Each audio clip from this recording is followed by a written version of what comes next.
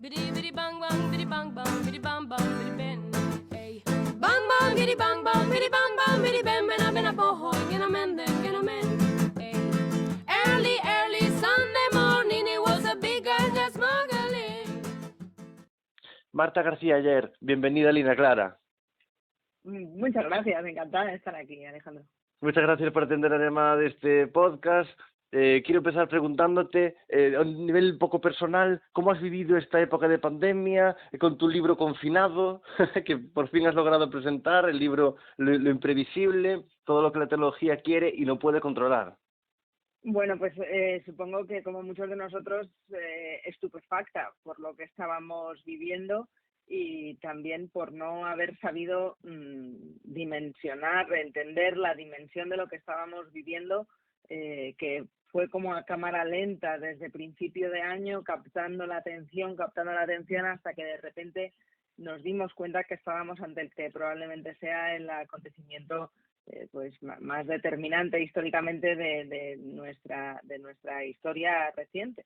Y esto forzó ya en el plano de lo personal que me preguntas a que por primera vez, ahora publicado Lo Imprevisible, es mi cuarto libro y es el único, desde luego, que he terminado de escribir 2 veces, porque el libro estaba terminado, pero ante el confinamiento, que al igual que a nosotros también le afectó al libro, que estaba ni más ni menos que en la imprenta de Igualada, el primer municipio que se confinó en España. En aquella imprenta, pues claro, nadie podía entrar ni salir de Igualada, tampoco de la imprenta, y la editorial y Planeta me planteó la posibilidad de volver a escribir un capítulo, añadirle al libro un capítulo sobre la pandemia, analizando cómo de previsible e imprevisible era que nos pudiera suceder algo así, que es un poco el hilo conductor de todo el libro. Cuántas cosas hay que la tecnología no puede controlar. En un momento en el que en el siglo XXI pensábamos que la tecnología era plenipotenciaria, que podía hacer cualquier cosa, que nos arreglaría la vida, y de repente nos encontramos con esto, ¿cómo es posible? Pues es que de eso mismo iba Lo Imprevisible, aunque no hablara de pandemia, sí que hablaba de la incertidumbre que genera el cambio tecnológico tan vertiginoso que vivimos.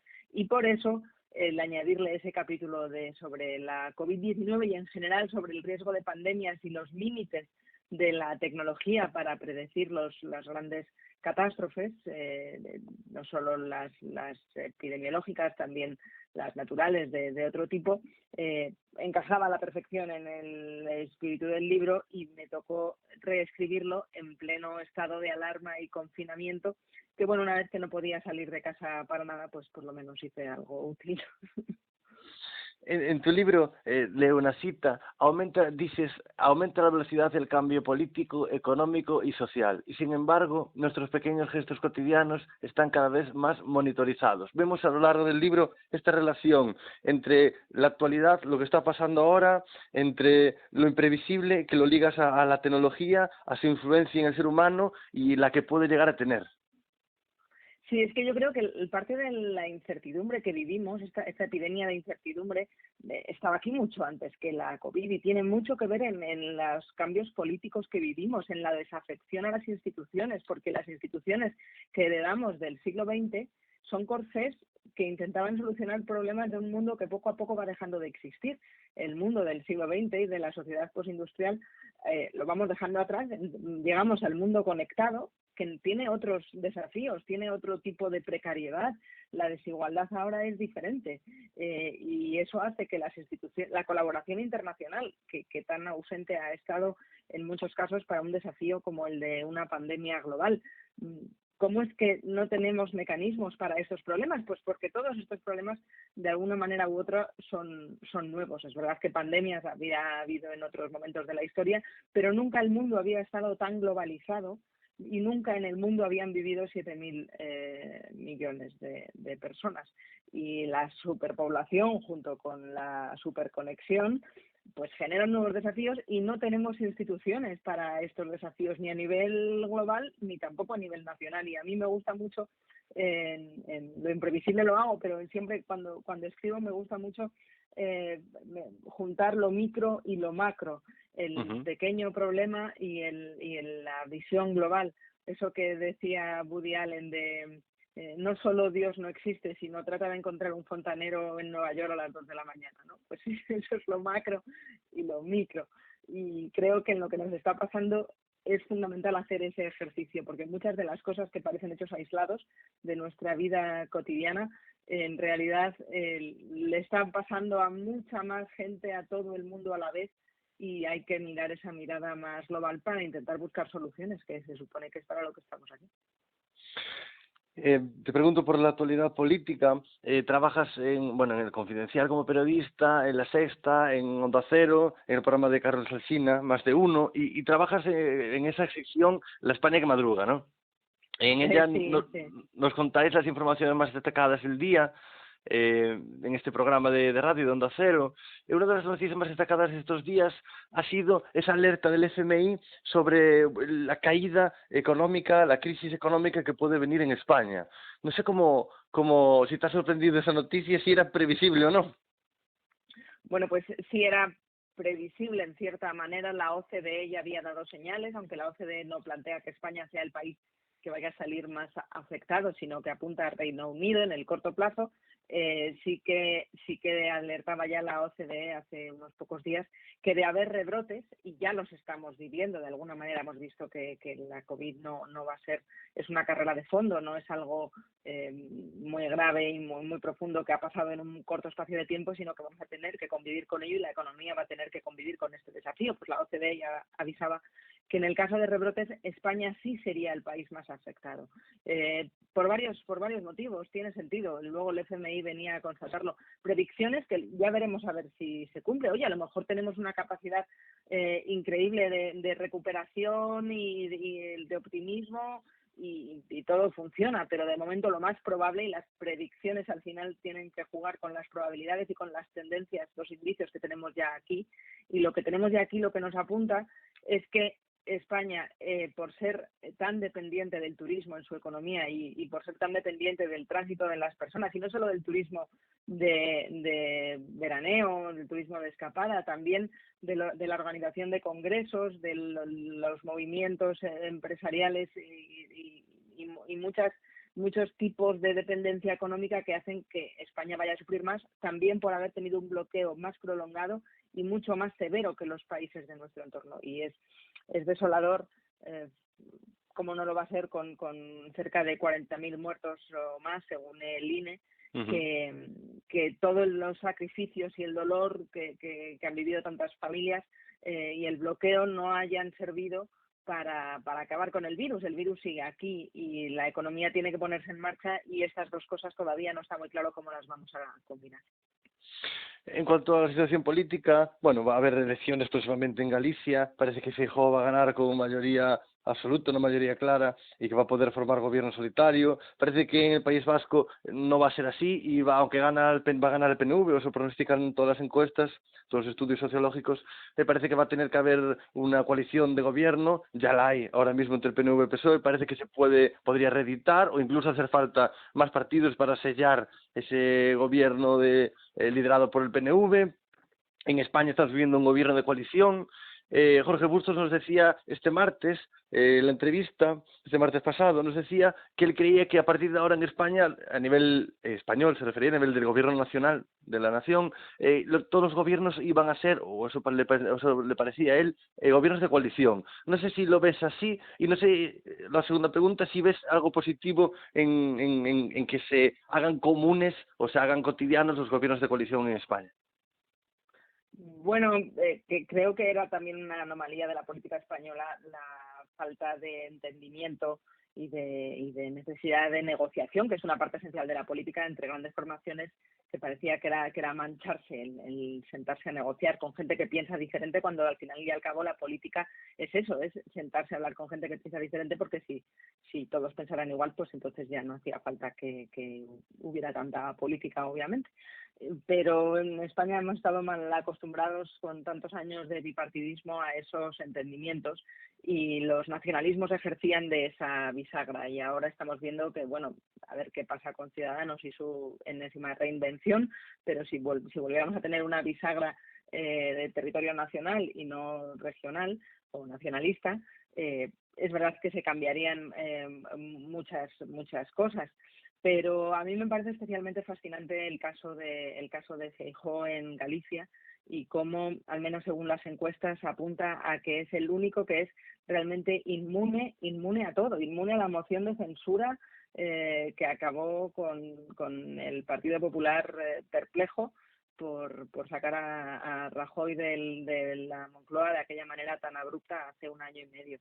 Inmune a la emergencia de Vox, que no parece que vaya a hacerle ningún daño en Galicia. Inmune a muchas investiduras fallidas y a un desgaste del no solo del Partido Popular, también del PSOE, de la crispación. Tenemos ahí un líder regional que es inmune a todo eso. En Andalucía hemos visto que después de muchos años de gobierno del Partido Socialista, el Partido Socialista perdió su feudo más representativo. Eso al Partido Popular todavía no le ha pasado y creo que es un caso de estudio muy interesante que puede no ser únicamente algo que influya en Galicia, sino veremos qué impacto tiene en el Partido Popular a nivel nacional, porque hay un gran debate interno ahora mismo en la formación conservadora con respecto a cuál es la línea que hay que seguir, si es la de la oposición dura y más crispada, tal vez sería una palabra que lo defina, aunque no todo el mundo está de acuerdo en ella, más cercana a Vox o con la idea de recuperar el partido de Estado más conciliador con un tono como el que estamos empezando a ver ahora, que acaban de llegar a acuerdos para aprobar el decreto de la nueva normalidad. Creo que de lo que pasa en Galicia depende mucho el futuro del Partido Popular y, por tanto, el futuro de la política española. Tanto el Confidencial como El Mundo estáis sacando información en los últimos días sobre la investigación en torno a Dina Busselham, creo que se pronuncia así, que trabajó en Podemos, fue asesora de Pablo Iglesias, y ese robo del móvil. Luego resulta que el móvil apareció, pero ya apareció destruido. El móvil se lo hicieron llegar a Pablo Iglesias. No sé cómo ves ese caso. Están saliendo informaciones prácticamente a diario. Hoy El Mundo saca en portada y dice, el titular dice: los mensajes secretos. Podemos ya sabía en 2016 que el caso Dina no era una trama policial contra Iglesias. 2 puntos. Es una filtración, no un robo. Es muy interesante. Hoy el Confidencial también saca en portada una información que dice que la Fiscalía ha abierto investigación por los mensajes de la abogada de Podemos, y a mí este es el aspecto de la historia que más cola me parece que puede traer, porque claro, implica a la Fiscalía General del Estado, que ahora busca comprobar las informaciones y si hay o no expediente disciplinario, que eso parece descartado, si ha habido connivencia entre la Fiscalía y la abogada de Podemos, Marta Flor, que era la que aseguraba en sus mensajes haber tenido acceso a información secreta del caso Villarejo. Y esto es lo que, desde mi punto de vista, invalida que este asunto sea una cuestión personal que tenga que ver con la amistad entre Pablo Iglesias y la que era su asesora, porque en el momento en el que Podemos, como partido, utilizó este asunto como herramienta principal de su campaña electoral, acusando a las cloacas del Estado de haberle atacado y haber puesto en marcha una conspiración que implicaba el robo de aquella tarjeta y las filtraciones que podían comprometer la intimidad y la dignidad de la asesora de Podemos. Claro, una vez que ha sido una estrategia de partido en las elecciones, una vez que ahora sabemos que esa tarjeta estuvo, vamos, iba a decir presuntamente, pero esto entra dentro de lo que entiendo ya el juez da por probado, en manos de Pablo Iglesias durante varios meses, sin hacérselo saber a su amiga y colaboradora. Creo que, según contaba fuentes de Podemos en el diario.es, era para ahorrarle la angustia, el disgusto de saber que esa tarjeta pues podía haber caído en otras manos, pero a mí me parece además especialmente paternalista esto como explicación. ¿Cómo que para ahorrarle el disgusto a una amiga o a un amigo, a un colaborador, a una persona con la que trabajas, no le dices que tienes en tu posesión algo que está desesperada buscando y que tiene y que teme que se lo hayan robado y en manos de quién estará, ¿cómo que no se lo dices? Esto desde el punto de vista personal. Luego, desde el punto de vista político, está la utilización de un caso que poco a poco va resultando cada vez más inexistente, como una bola de nieve de bola de nieve o bola de mierda para emponzoñar la campaña política. Y luego desde el plano judicial, ¿qué pasa con la Fiscalía y qué pasa con esa connivencia entre los mensajes de la abogada de Podemos a través de uno de los fiscales anticorrupción? Claro, aquí en esta historia sí sé que es fascinante porque tiene muchos planos y creo que va a traer mucha cola y que es trabajo de los periodistas que sigamos informando de ella. Noticia a la que haces mención en el Confidencial, la firma Beatriz Parera, y hace pues mención a lo que estás contando, ¿no? La inspección de la Fiscalía, la inspección fiscal de la Fiscalía General del Estado ha abierto una investigación por los mensajes en los que la abogada de Podemos, Marta Flor, asegura haber tenido acceso a información secreta del caso Villarejo a través de uno de los fiscales anticorrupción al que apodaba Iron Man. Leía textualmente la información de tu compañera Beatriz Parera en el Confidencial.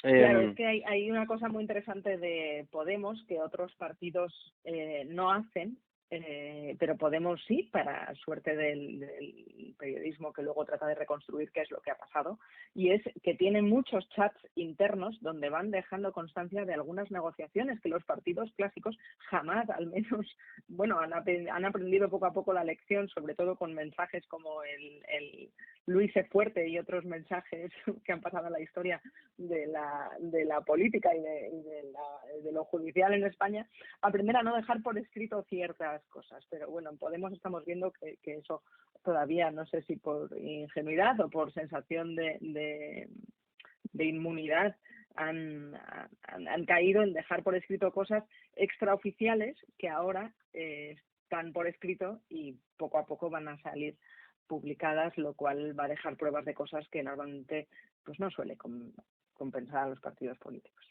Se estaba preguntando por noticias en la actualidad política española que creo que tienen especial trascendencia, que tendrá especial trascendencia en los próximos días, pero quizá tú, como eres parte de esa sección, La España que madruga, y nos cuentas las noticias todas las mañanas, las noticias más destacadas de los periódicos, todas las mañanas en Onda Cero, quizás hay alguna noticia que crees que puede tener especial importancia en el día de hoy. Noticias del plano internacional, hay muchísimas a las que deberíamos estarle prestando más atención de la que le prestamos. A mí, mira, hoy mismo contaba en Onda Cero, en el programa de Alsina, que estamos en España con la discusión de los conguitos y si es o no una marca racista. Pues esto daría para mucha risa. A algunas personas les da mucha risa. A mí me parece que es una polémica que se ha engordado para darse la razón a sí mismos ciertos sectores, porque apenas eran unas poquitas decenas de personas las que habían recogido una recogida de firmas en change.org y han sido los que se escandalizaban con esta propuesta, que era absolutamente minoritaria y marginal, los que le han dado relevancia, y los que quieren hacer con esto el darse la razón de cómo se nos está yendo de las manos lo políticamente correcto, le han dado relevancia a algo que no la tenía porque era absolutamente marginal. Bueno, pues por darle una vuelta y poner en contexto la situación, hoy se me ha ocurrido que nos fuéramos a la República Democrática del Congo, pero no a la de ahora, sino al Congo belga, que hasta el año 66, como siempre pregunto capitales, pues lo recuerdo a los oyentes que no es Kinshasa, sino entonces era Leopoldville. Y el problema que tienen ahora en el Congo no es simbólico en absoluto, es muy real, y hay decenas de miles de familias destrozadas en el Congo porque hasta los años 50, 60 se separaba a los recién nacidos mestizos que tuvieran un padre blanco y una madre negra, porque se consideraba el gobierno colonial. En los años 40, la administración colonial consideraba que era una amenaza que la raza negra y la blanca se mezclaran, no sea que fueran a querer los mismos derechos, para separar claramente quiénes eran los negros y quiénes eran los blancos. Y ahora esas personas que entonces fueron arrebatadas de sus madres y de sus familias y forzadas a vivir en conventos, pues son señoras de 70 años que se han unido para denunciar al Estado belga y pedir un resarcimiento. No les basta con el perdón simbólico, reclaman una indemnización al Estado que les destrozó la vida no hace tantas décadas, ¿no? Y creo que, bueno, pues que para evitar caer en frivolidades y quedarnos solo en la espuma de donde está la profundidad de los problemas de los que hablamos, si queremos hablar del Congo, hablemos de lo que está pasando en el Congo, ¿no? Y creo que esto es mucho más relevante y es una discusión política de mucha más altura que la otra. Quizá a veces nos quedamos un poco en la superficie de los temas, de los asuntos. Parece que tenemos cierto miedo, temor a tocar el punto clave de las cuestiones, ¿no? Sí, esa es la tentación de quedarse a vivir en Twitter, que es un problema que yo creo adolece la profesión periodística y también la política, porque escuchando los miércoles a sus señorías en el Congreso de los Diputados, no sé, Alejandro, si a ti también te pasa, me parece que más que reflejar el sentir de la calle, lo que se oye es reflejar el sentir de los tuiteros más exaltados.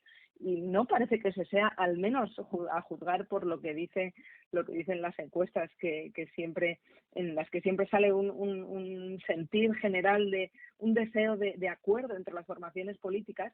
Eso es lo que dicen las encuestas que quieren los españoles, y no es lo que vemos en Twitter, donde lo que más se visibiliza es a la gente más exaltada de una ideología o de la contraria. Y creo que sería un error.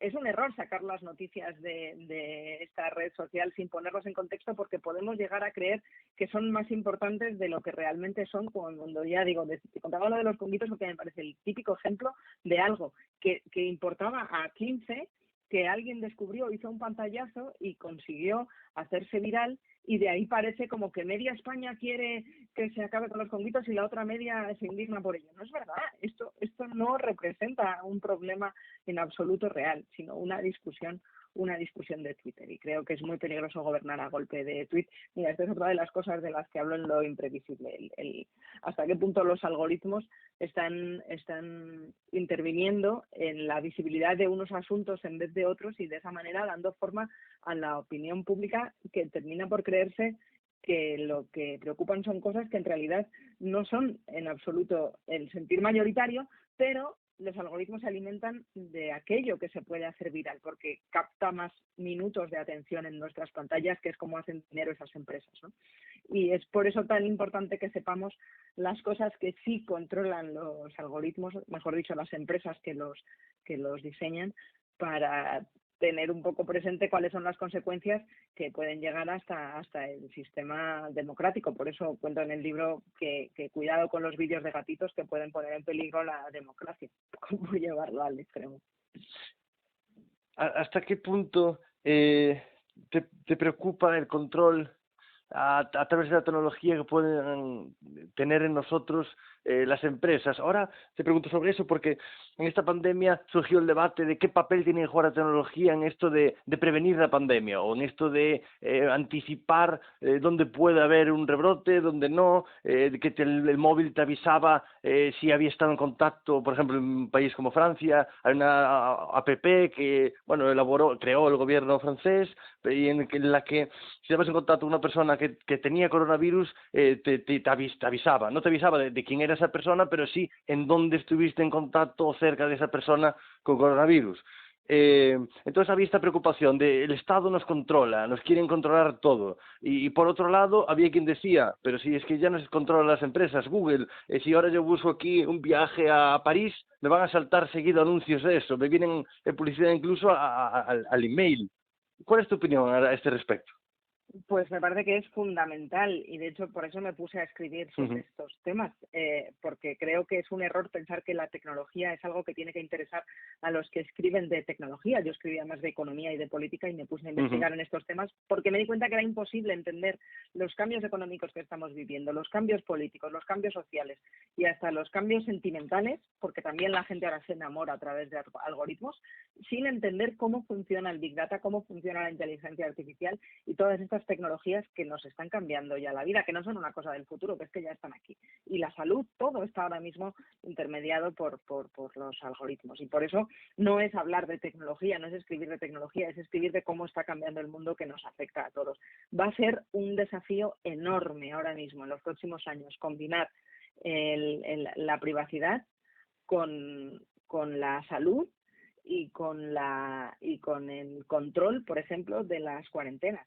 Porque es verdad que no tiene mucho sentido que confinemos a una ciudad de 5 millones de personas en Madrid o como fue en Wuhan, 11 millones de personas, cuando aquello nos parecía que sería totalmente inasumible en Europa, o Europa entera, cuando ha habido 300 millones de europeos confinados en casa. Si tenemos la tecnología que nos permite que sean las personas que han sido expuestas a un riesgo las que tengan que permanecer en su casa, y de esa manera no hay que paralizar la economía, pero tampoco hay que hacer a gente que no está corriendo ningún riesgo quedarse en casa. A lo mejor hay regiones, en Galicia la mayoría, donde apenas había casos. Bueno, pues a lo mejor no hace falta entonces confinar esa población, ¿no? Tenemos la tecnología que lo permite, es una tecnología fascinante, pero claro, es verdad que despierta enormes recelos y es normal que lo haga. Hemos visto aplicaciones que están funcionando muy bien para ese control de los contagios pues a medida. Y está funcionando muy bien en Alemania. Y es totalmente voluntaria, que es como creo que deben ser estas aplicaciones, no impuestas por el Estado, sino de adopción totalmente voluntaria, cuando el ciudadano decide libremente que efectivamente le va a resultar útil. ¿Y por qué puede ser útil tener una aplicación de este tipo? En España se está desarrollando, pero llevamos muchísimo retraso con ella. Se prevé que la tengamos para septiembre, o sea que este debate va para largo. ¿Por qué descargarme una aplicación que me pueda hacer sentir más o menos controlado? Bueno, pues esa aplicación en Alemania lo están haciendo muy bien, es totalmente anónima, no se identifica con el nombre y apellidos de la persona, lo que pasa es que con Bluetooth el sistema detecta cuando hemos estado más de 15 minutos cerca de una persona que haya dado positivo por coronavirus unos días después. Entonces, a mí de verdad me parece tremendamente útil. A mí me encantaría que me avisaran mi centro de salud de si he estado en peligro sin yo saberlo, por haberme montado en un autobús al lado de una persona que estaba contagiada, por haber estado en un restaurante en el que un camarero o la persona con la que yo he estado, que incluso podría ser un amigo mío, pero yo no voy a saber quién es, simplemente recibiré un mensaje que me diga: váyase usted a hacer una prueba o permanezca en cuarentena hasta que vaya alguien a hacerle una prueba en casa porque ha corrido un peligro. Y a mí eso me ayudaría a no poner, por ejemplo, en peligro a mis padres, que si los fuera a ver, a lo mejor estando contagiada, los pondría en un serio peligro, ¿no? O a una persona vulnerable que pueda tener asma, diabetes o todas estas condiciones, que tengo muchos amigos en esta circunstancia. Pues si a mí me avisan que yo he corrido un riesgo, evito poner en riesgo a otros. Lo encuentro tremendamente útil. Y además servirían estas aplicaciones para dar prioridad a las personas que se tienen que hacer un PCR o una prueba serológica porque han corrido peligro, ¿no? Entonces, tiene mucha utilidad. Claro, también tiene peligros, que es que no se haga bien. En Noruega la hicieron y la han tenido que retirar porque vulneraba la privacidad, no se había desarrollado bien la tecnología. Estos algoritmos no son nada mágicos, son algoritmos que se pueden hacer bien o mal y se tienen que hacer de manera transparente para que la comunidad científica lo pueda, con código abierto, lo han hecho en Alemania, así cualquiera puede ver cómo está hecho el sistema y criticarlo, mejorarlo o aportar sus críticas, ¿no? No se puede hacer de manera opaca porque tenemos que saber en manos de quién están esos datos, que debería ser descentralizado, es decir, que no los posea ninguna empresa y que no los posea ningún Estado, que sea descentralizado, que es algo que permite la tecnología, que no sean propiedad de nadie, porque los datos de salud son los que son más sensibles de todos. Y luego hay otro factor que para mí es el más determinante del siglo XXI, que no son los robots, no son los algoritmos. El factor determinante de cómo de bien o mal nos salga el siglo XXI es el factor humano, somos nosotros con nuestros miedos, con nuestras irracionalidades, con nuestras supersticiones, que tenemos muchas los humanos y muchos prejuicios. ¿Qué ha pasado en Francia? Que ha sido un absoluto fracaso. Y puede ser una tecnología muy similar a la que hay en Alemania, pero no se ha comunicado bien. Y no solo basta con hacer bien un proyecto, es que hay que transmitir confianza a la gente, hay que explicar bien cómo funciona, explicar los beneficios. Y en Francia, por los datos que he estado leyendo esta semana, resulta que ha participado más gente en la elaboración de la aplicación Stop COVID que gente a la que le ha llegado un mensaje avisándole después de unos meses de que podría estar contagiado. Solo 14 personas habían recibido ese mensaje después de que más de 1 millón de franceses se la descargaran, porque muchos de los franceses que se la descargaron luego desconfiaron y la desinstalaron de sus teléfonos móviles, porque esto es una cuestión de confianza. Tenemos que entender cómo funciona esta tecnología para perderle el miedo, y tenemos también que entender esta tecnología para tomar precauciones que ahora mismo no estamos tomando. Todas estas aplicaciones que a la gente le hacen mucha gracia, de hacerte una foto para que una app misteriosa que no sabes de quién es te diga cómo vas a ser dentro de 10 años, ¿no? El Face App famoso, o te diga cómo sería tu cara si en vez de una mujer fueras un hombre, o en vez de un hombre una mujer, y te hacen esos cambios, pues estamos regalando nuestras imágenes a estudios biométricos por amor al arte, porque nos hace gracia tuitearlo, compartirlo en Instagram, y eso sí que está poniendo en peligro nuestra privacidad, porque hay ahora mismo desarrollos del sistema de sistemas biométricos que inspiran mucha desconfianza en los expertos de los derechos humanos. Y esto no tiene nada que ver con la aplicación de COVID ni con nuestra salud, pero por contraponerte dos ejemplos en los que de repente hay un exceso de cautela para algo que quiere salvar vidas y evitar cuarentenas masivas, y luego no tenemos ninguna cautela para qué tontería de app nos descargamos y le damos al OK cuando nos pide acceder a todos nuestros datos del teléfono, nuestros contactos, nuestra agenda y nuestro historial de búsquedas, con lo que le estamos regalando a una empresa a lo mejor que pertenece al gobierno ruso y es una agencia espía, que es algo que se está investigando, o al gobierno chino, o que pertenezca o a un grupo de hackers. No sabemos de quién es esa app. Si la app es gratuita, es que el productor eres tú, y esto es una falta de cautela, un exceso de ingenuidad en la tecnología que no deberíamos tener, pero tendríamos que enfocar hacia dónde llevamos nuestra desconfianza, y creo que es mejor llevarla a aquello que nos resulta inútil más que a lo que nos resulta útil. Escribiste, estamos hablando de cómo está afectando, qué papel está jugando la tecnología en la pandemia, cuál estaba jugando ya anteriormente, en cuanto a nuestras relaciones sociales, incluso amistades, en cuanto al amor. Ya te juega un papel clave, como bien dices, en la vida de todas las personas. Ya la inteligencia artificial ya está aquí, y como dices, ya a través de algoritmos pueden predecir cosas y influyen de forma muy importante en nuestras vidas. En el Confidencial, en tu crónica Virus, escribiste hace unos días, el día 22 de junio, o sea, 4 días, titulabas un artículo, ¿cómo recordaremos el estado de alarma? Y te preguntabas, ¿qué es lo que más recordaremos de los días en cierre absoluto? El aplauso en los balcones, las videollamadas por Zoom y las tardes de repostería amateur, o el colapso de las UCI, las tragedias en las residencias y los ataúdes apilados en el Palacio de Hielo, cuando en Madrid ya no nos cabían más muertos en la morgue. Es que todavía no hemos asimilado todo lo que hemos vivido, y en Madrid ha sido especialmente duro. Mira, yo no lo conté en ese artículo porque ya lo había contado en otro Crónica Virus, que fue un blog especial que creamos en el Confidencial para escribir mis crónicas cuando empezó el estado de alarma. Nacho Cardero, el director, con muy buen ojo me lo propuso, y estuve haciendo un artículo diario de todo esto que hemos vivido. Y una de las imágenes que desde luego más me conmovió y que nunca se me olvidará, en una de mis primeras crónicas del Crónica Virus, fue cuando cogí el coche por primera vez y por la M30 vi al salir del túnel solo 3 coches, y uno era una ambulancia, otro era un coche de la Guardia Civil y el tercero era un coche funerario. Y ver la M30 vacía era realmente inquietante ya de por sí, porque nunca está vacía la M30 a media mañana, pero ver solo esos 3 coches eran la metáfora perfecta del horror que estábamos viviendo en la ciudad.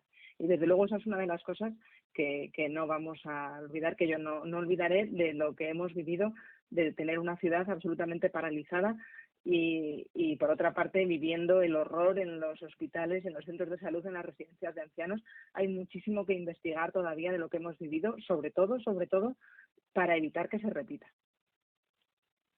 Entrevistas en el Confidencial al filósofo australiano Toby Ord. Sí, el titular ya es impactante. El titular de la entrevista que realizas a este filósofo es el siguiente: hay una posibilidad entre 6 de que nos extingamos en este siglo. Cuando leí el titular dije yo, ya no sé ni si leer esto ni si preguntarle por esto, porque es que a lo mejor yo me daba miedo leer y igual hasta me cuenta que el mundo se acaba ya, pero ya de ya. Luego leyéndolo veo que no, que bueno, que va por ahí los tiros, pero que bueno, que dice que igual que claro, que la otra parte de esta afirmación es que hay un porcentaje elevado de que esto no suceda. Y entonces, al final, él dice que prefiere ser positivo y que, claro, que significa que hay 5 posibilidades entre 6 de que sobrevivamos como especie y que ese porcentaje, pues que bueno, que es realmente una buena noticia, se pregunta. Me parece una pasada la entrevista, Marta. Bueno, me alegro que te haya resultado interesante. A mí me pareció muy evocador su libro, The Precipice, El Precipicio, que fue lo que me hizo contactarle para charlar. Fue muy interesante hablar con él. Tengo el privilegio por mi profesión de hablar con gente que sabe muchísimo y luego por eso puedo escribir libros que dicen cosas tan interesantes, gracias a la gente tan interesante que he podido conocer haciendo mi trabajo. Lo que plantea Toby Ord es mucho más sensato de lo que puede parecer por el titular, que no olvidemos está pensado para llamar la atención del lector y pedirle su confianza en un ratito en el que con tantos contenidos por internet es complicado conseguirla. Efectivamente dice que hay 5 en 6 probabilidades de que nos extingamos, y esto es muy superior a las probabilidades que hemos tenido en otros momentos, porque claro, la posibilidad de que caiga un meteorito en el planeta y acabar con él también existía y no ha pasado, ¿no? Entonces, bueno, pues a lo mejor hay alguna probabilidad, pero hemos ido sobreviviendo a las amenazas naturales. Disculpa, Marta, que estamos teniendo de este algún... tipo, que también las analiza en su libro.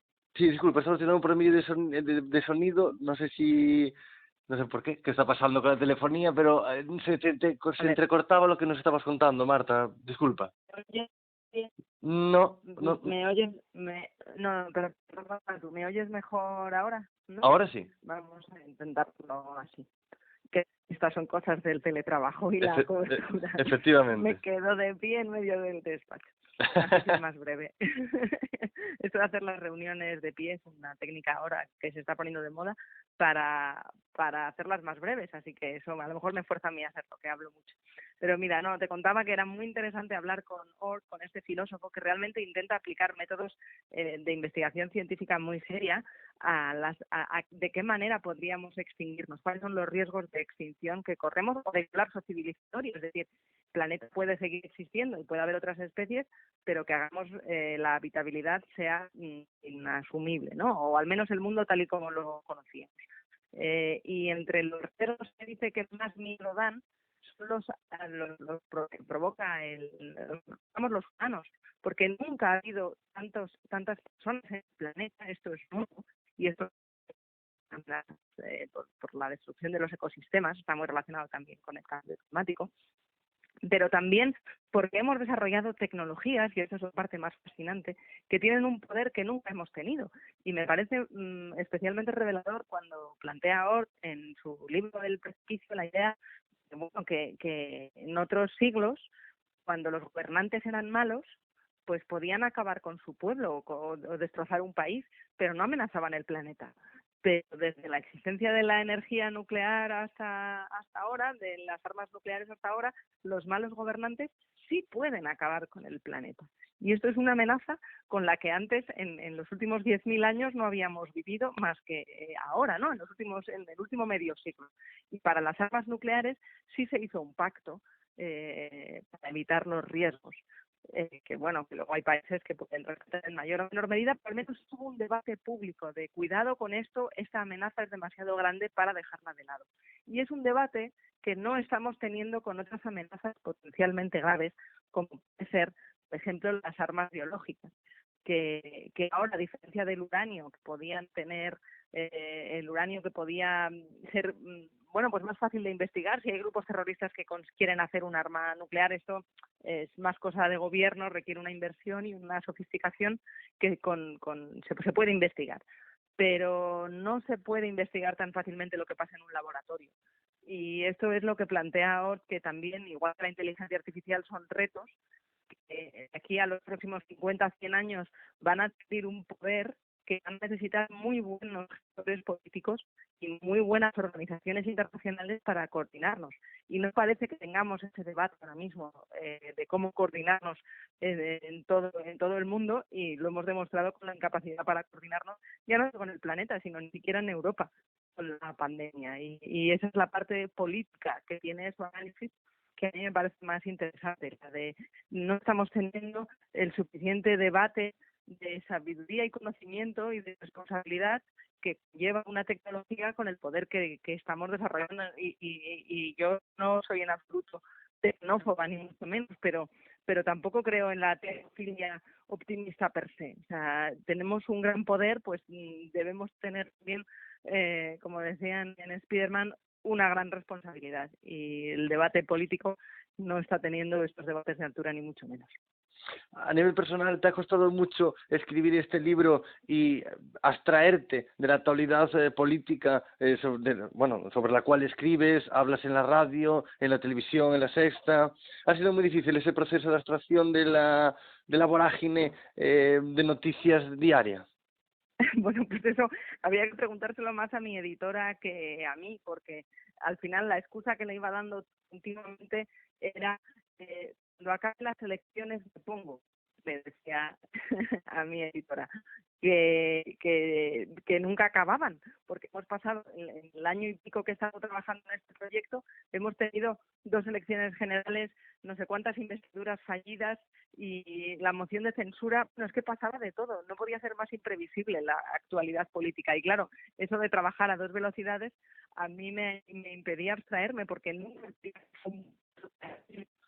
que yo pudiera dedicar el fin de semana a poner anotaciones y a escribir lo imprevisible. Pero en el fondo era bonito pensar que el mundo estaba probando que cada vez también la política es más imprevisible, y que de alguna manera la tesis con la que yo le quería dar forma al libro se iba confirmando.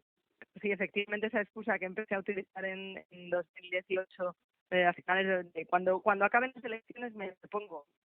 Claro, luego fue la moción de censura, luego fueron una situación muy anómala del nuevo gobierno, luego fueron unas elecciones generales, luego la repetición de las elecciones generales, y yo nunca tenía un rato tranquilo para ponerme a escribir, que al final, como todo, se consigue.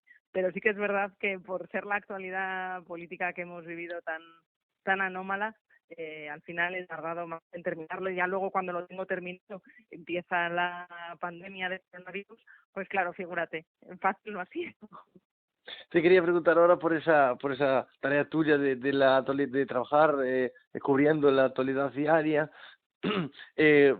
Ha sido especialmente complicado, difícil, mucho estrés en esta época tan mala que hemos pasado. Bueno, yo creo que el estrés es el que han tenido los sanitarios y los responsables de la salud pública, y también los políticos que han tenido que gestionar esto a todos los niveles, locales, regionales, nacionales, porque ha sido una situación realmente increíble. Pero bueno, en la parcelita que nos toca a los periodistas, claro que ha sido complicado porque por una parte están las cuestiones personales y familiares, y el tener que estar encerrado en casa, y luego tratar de perspectiva a lo que vivimos, pero no nos olvidemos que nosotros hacemos cosas comparables, y hay otros que estaban intentando salvar vidas. A mí me da mucho pudor quejarme cuando he visto, porque he hablado mucho con ellos, ha sido parte de mi trabajo, y hablar con sanitarios, hablar con expertos, hablar con la gente que estaba en primera línea. Claro, por muy mal día que uno estuviera teniendo en casa, eso nos ponía a nosotros en nuestro sitio de cuidado antes de quejarte. Acuérdate del que el mundo real está tratando de parar la pandemia, no de contarla, sino de pararla, ¿no? Pero contarla es verdad que ha sido realmente importante para bueno, pues transmitir mensajes de la importancia de lo que estábamos viviendo, sobre todo cuando todavía había quien no se lo tomaba en serio, que paradójicamente es algo que después de decenas de miles de muertos en España estamos viendo que vuelve a suceder. Creo que esto es porque tenemos eso que se llama el sesgo del optimismo, que es especialmente peligroso en tiempos de pandemias, pensar que todo va a salir bien. o que uno nunca va a ser el que tiene un accidente de tráfico si bebe y que controla, ¿no? Pues con las pandemias pasa un poco como ponerse al volante habiendo bebido. Crees que va a salir todo bien, pero tienes muchas papeletas más de que salga mal si no estás tomando precauciones y si estás cometiendo alguna irresponsabilidad. Y creo que también es responsabilidad de los medios informar de esto. No, pero sí decir, oye, cuidado que aquí puede morir mucha gente y que tenemos entre todos que tenerlo presente.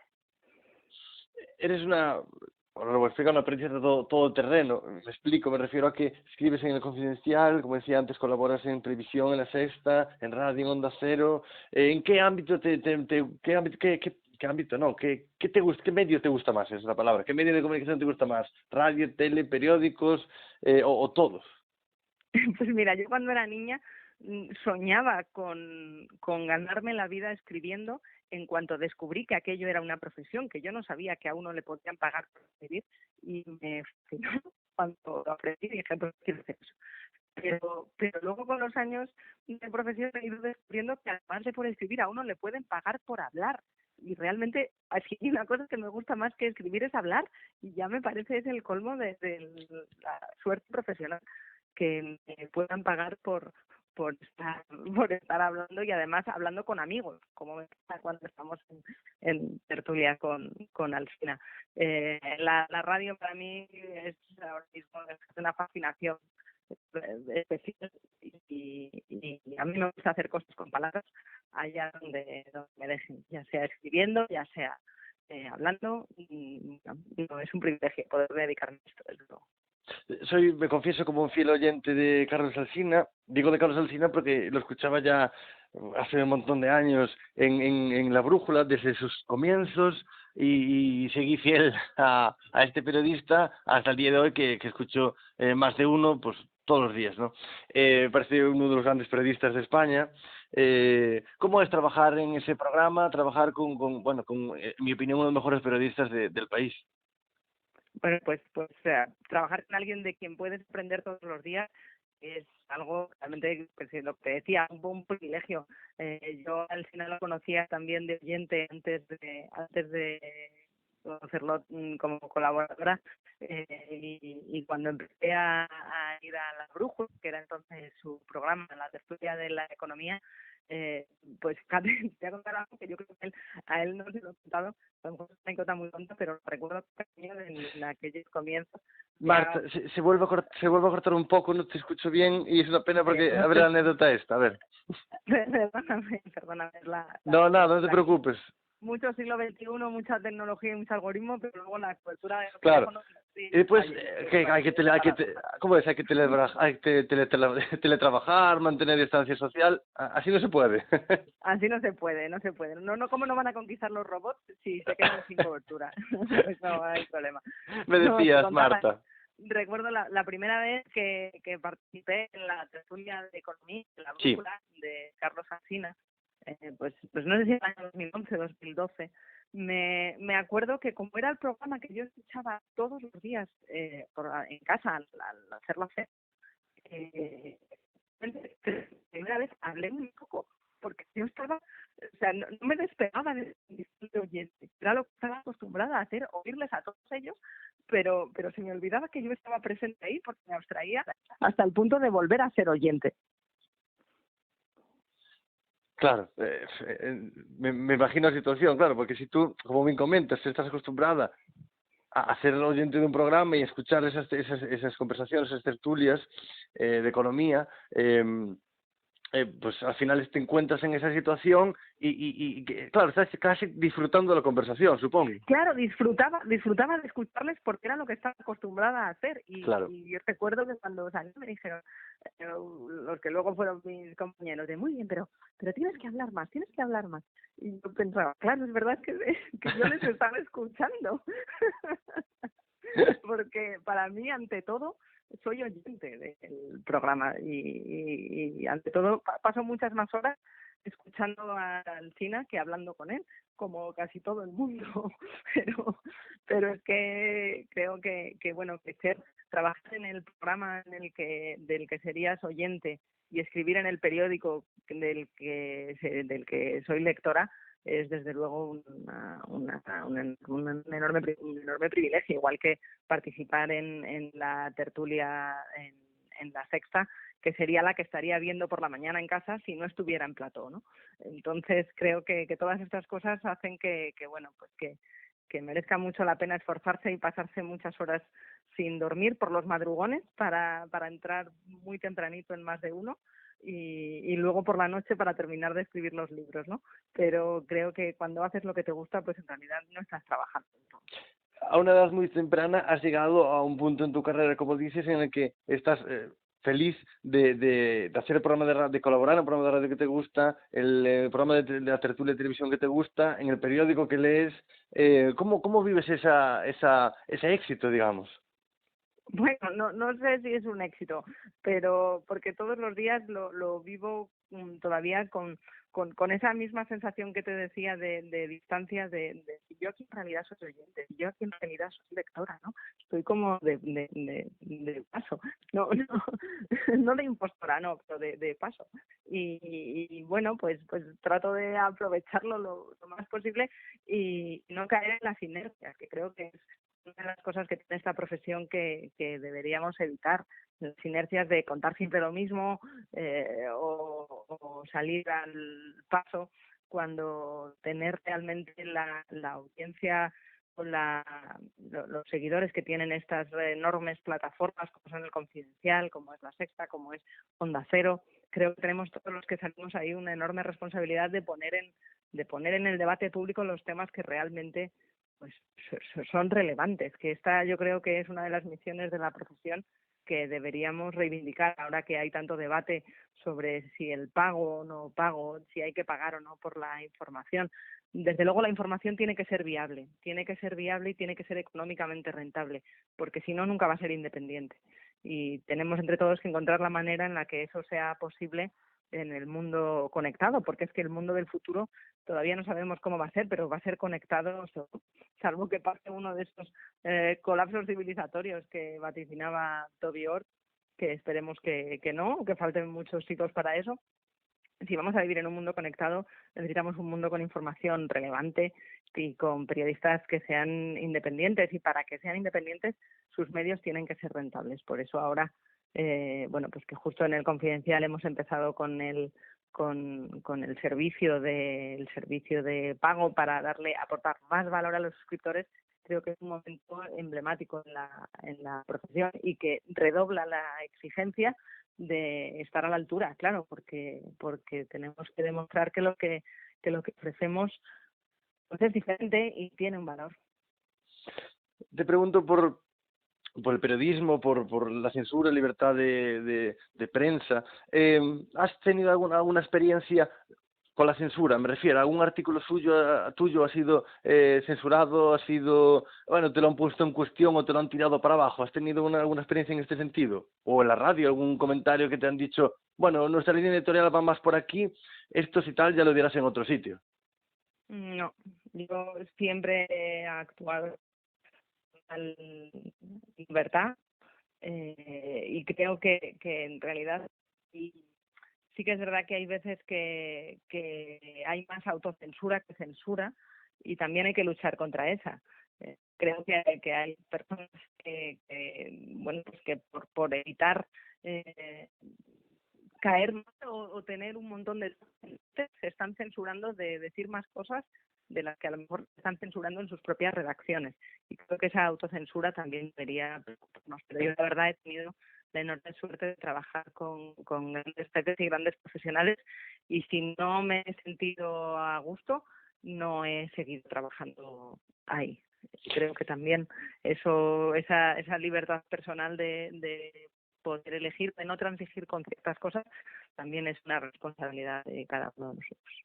En la entrevista que le hicimos a Xavier Fortes en Línea Clara, en este podcast, compartió con nosotros su preocupación por lo que se denomina periodismo de trincheras y esa especie de polos que podría ser en cuanto a periódicos, a lo mejor El País o El Mundo, o el diario.es y OK Diario, o en radios La COPE y la SER, por citar algunos ejemplos, que le preocupaba eso, esa especie de trinchera en la que una información de un sesgo viene solo de un lado determinado. Me explico.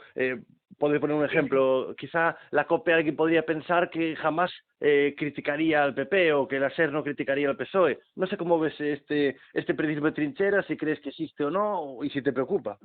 Pues desde luego es un problema, pero es un problema que no solo está en los medios, insisto, también en la cabeza de los periodistas que viven más su profesión como activismo que como formación, o sea, como información. Mira, hoy mismo le escuchaba decir a Raúl del Pozo en Más de Uno, en su columna de los viernes, Viva el Vino, precisamente hablar de este tema y criticar a los que critican eso que llaman equidistancia, como si los periodistas tuviéramos que alinearnos, y creo que Raúl del Pozo decía que tenías que ser o de los fachas o los corruptos o los populistas. Había que defender, siempre tenías que estar defendiendo a alguien porque si no es que no te mojas lo suficiente. No es nuestro trabajo. Esto no es cuestión de mojarse, o mojarse siempre en lo que perjudica a los mismos y beneficia a los mismos. No, ahí sí que estarían las trincheras. Y creo que esa es la gran censura o autocensura del propio espíritu crítico anulado, porque no creo que sea trabajo de los periodistas que tengamos ideología, que cada uno puede tener la suya, pero eso no debería, me parece, afectar cómo trabajamos. Lo que tenemos es que tener criterio, pero no ideología. Para terminar la entrevista, Marta, porque nos pasamos el tiempo que habíamos hablado y de la hora, siempre me paso. Mira, te pregunto por el futuro. Siempre pregunto por esto a los invitados. Y antes de esto leo una cita de tu libro, Lo imprevisible, todo lo que la tecnología quiere y no puede controlar. Animo a todos a leerlo y a comprarlo. Dices, en Occidente hace años que avanza la sensación de que las nuevas generaciones lo van a tener más complicado que sus padres. En el párrafo siguiente haces mención a una conversación que tuviste con Mary Beard, catedrática de Cambridge de estudios clásicos, y la que comentas que te dio una perspectiva diferente. La catedrática de Cambridge dice: nunca ha habido un momento histórico en el que la gente que lo vivía o que vivía ese momento en él comentara: oh, qué momento tan calmado me ha tocado vivir. Y dice: eso no ha pasado nunca, porque cada época tiene sus crisis. Y escribes tú en el libro: y la nuestra, según esta célebre experta en la antigua Roma, más que con la tecnología, de la que me advirtió que esperamos demasiado, y esto lo pones entrecomillado, tiene que ver con el futuro de la democracia. Sí, realmente, bueno, cuando tuve la ocasión de hablar con ella, que es una académica y una escritora a la que admiro mucho, ella sería todavía muy afectada por el Brexit y por las negociaciones del Brexit que estaban viviendo en su país, y que ella siempre se mostró en contra públicamente. Y para ella estaba muy relacionado con el futuro de la democracia. Y también en la conversación que mantuvimos salió el tema de los movimientos independentistas, el independentismo catalán. Y insistía en votar en democracia.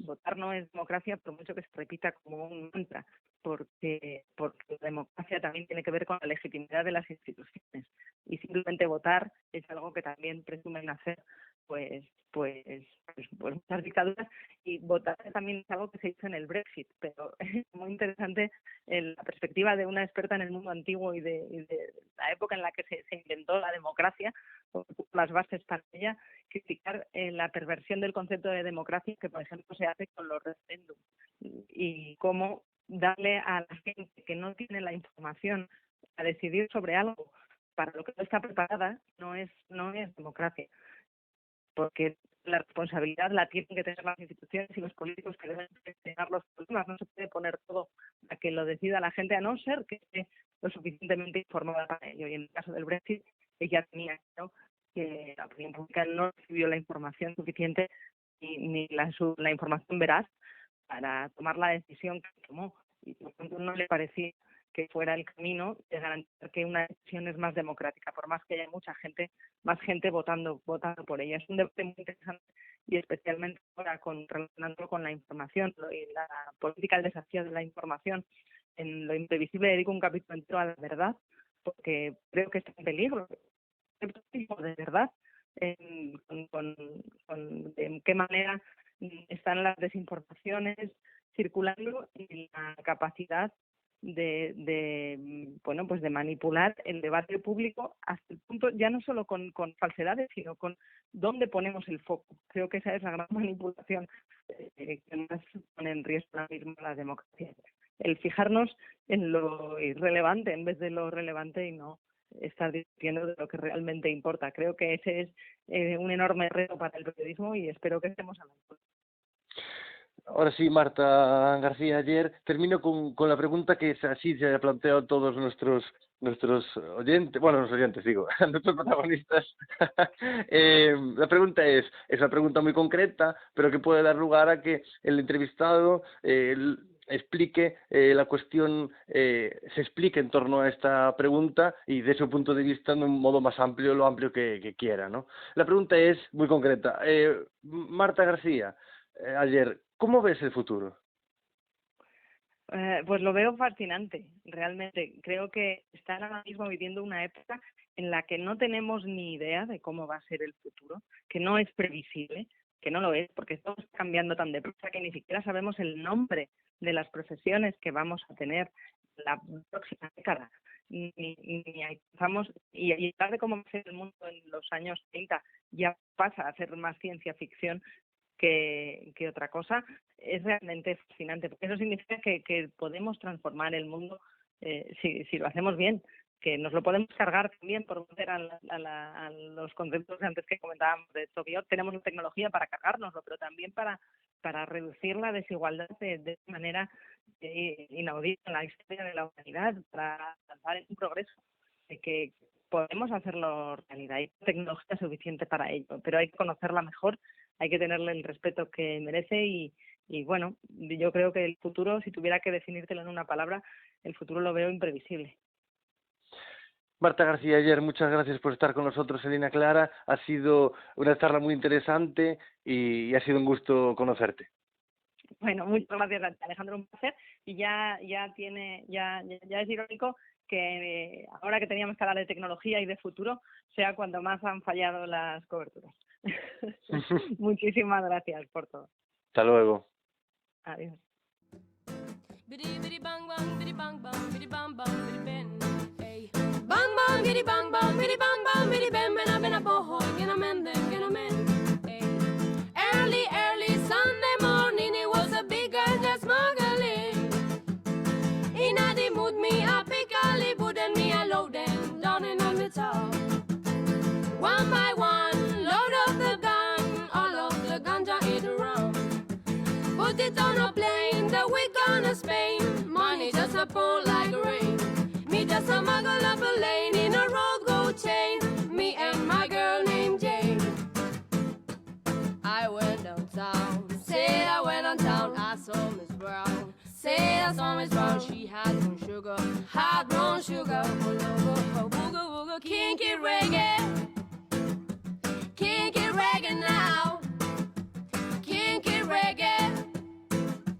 Kinky reggae now. Right on, right on, right on, right on. Black, black, black, black, black roses. Black, black, black, black, black roses.